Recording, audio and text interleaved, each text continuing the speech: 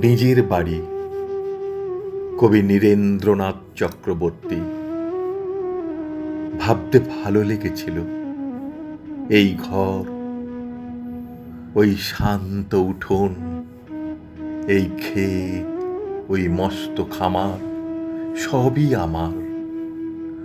এবং আমি ইচ্ছে হলেই পারি ইচ্ছে মতন জানলা দরজা খুলতে, ইচ্ছে মতন সাজিয়ে তুলতে শান্ত, সুখী, একান্ত এই বাড়ি।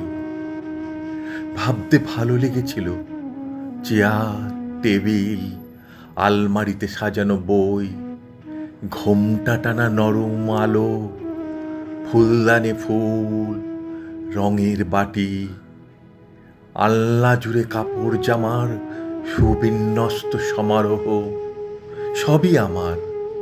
এবং আমি ইচ্ছে হলেই পারি দেয়ালে লাল হলুদ রঙের কারাকারি মুছে ফেলতে, সাদার শান্ত টানে এই যে বাড়ি, এই তো আমার বাড়ি।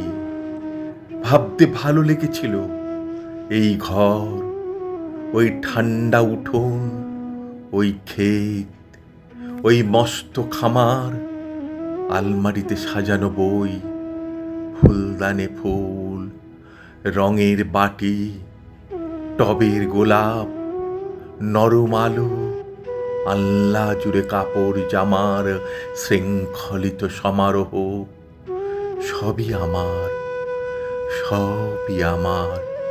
ভাবতে ভালো লেগেছিল কাউকে কিছু না জানিয়ে হঠাৎ কোথায় চলে যাব, ফিরে এসে আবার যেন দেখতে পারি যে নদী বয় অন্ধকারে, তারই বুকের কাছে বাড়িটা ঠায় দাঁড়িয়ে আছে।